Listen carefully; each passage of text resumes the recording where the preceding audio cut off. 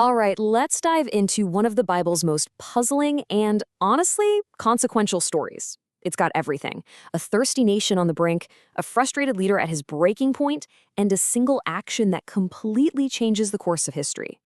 So try to picture this. The people of Israel, they've been wandering in the desert for 38 long years. The generation that came out of Egypt, they're mostly gone. They are right on the edge of the promised land, but they get to this place, the wilderness of Zin, and suddenly, the water's gone. The panic, you can imagine, was immediate and intense. And what happens next is one of those episodes in Scripture that people have debated for centuries. You've got desperation, you've got frustration, and it all leads to this divine punishment that it feels way over the top. It really makes you wonder about leadership, obedience, and what's really going on with God's justice. To get to the bottom of this mystery, we have to look deeper than just, a lack of water or a leader losing his temper. We have to look at exactly what God commanded Moses to do. Because as you're about to see, the details, they are everything. Okay, so let's get right to the heart of it, the mistake and the mystery.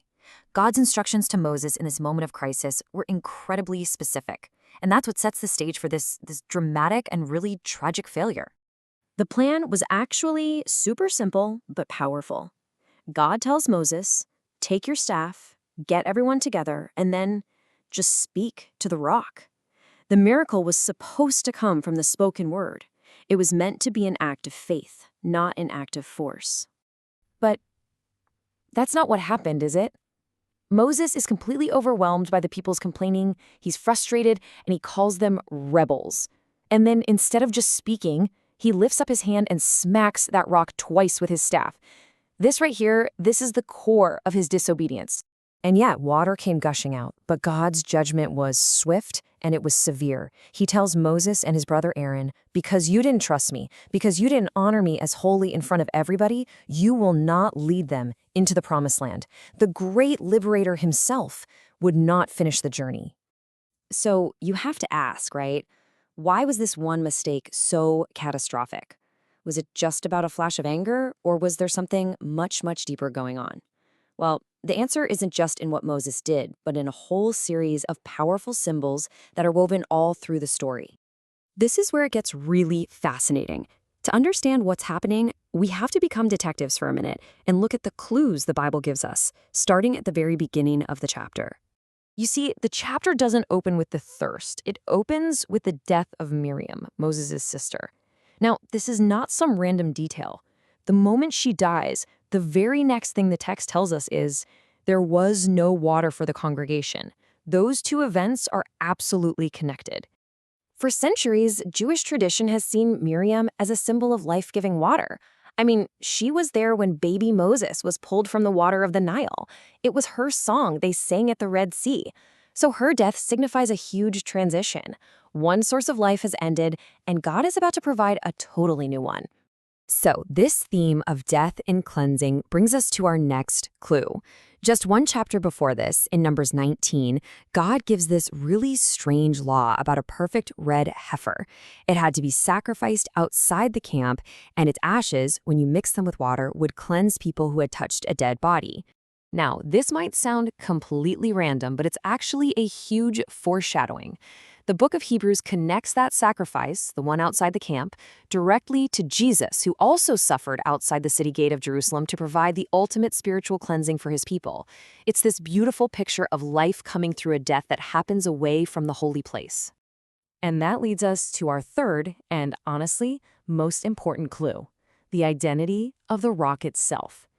See, this wasn't the first time the Israelites had gotten water from a rock.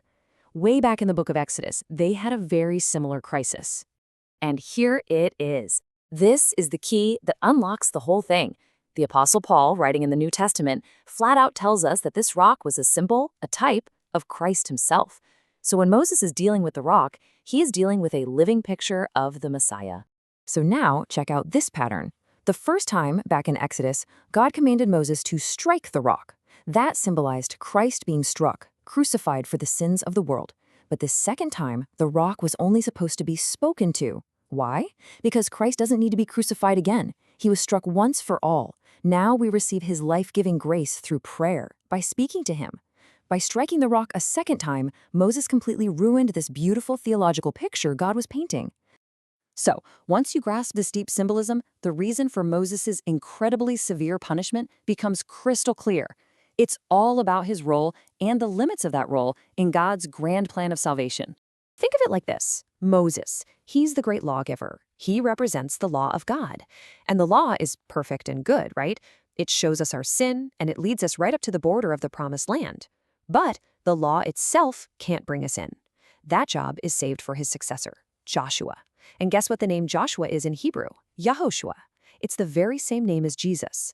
Only grace, represented by Joshua, can lead us into God's rest. So by striking the rock in anger and shouting, "Shall we bring water for you?" Moses made the miracle about his own power and his own authority. He failed to uphold God as holy. He stepped outside his symbolic role. He blurred the picture of salvation. And because of that, he had to step aside so that Joshua could lead the way. So what does this ancient story about rocks and rules and rebellion actually mean for us today? Well, the application is incredibly relevant for our own spiritual lives. I think we all go through seasons like that, right? Spiritual dryness, times when we feel distant from God, when prayer feels like we're just talking to the ceiling. This story tells us that even in that wilderness, God's provision, the rock, is still right there, but he's inviting us to come to him in a new way. The big lesson from Meribah is shift from striving to speaking. So often we try to force a breakthrough, to work harder in our own effort, to strike the rock ourselves and demand a result. But God's invitation is so much simpler. Christ has already been struck. The work is finished. Now we're just invited to ask, to speak to him in faith. This really is the great invitation from this whole story, to approach Christ with trust, not with our own frustrated force, to believe that his sacrifice was more than enough, and to just freely receive the living water of his Spirit that he offers to every single person who asks. You know, this story leaves us with a profound choice that really echoes down through time. In our own moments of spiritual thirst and frustration, are we going to come to the rock with the rod of human effort, trying to force a result? Or are we going to come with the simple, trusting speech of faith?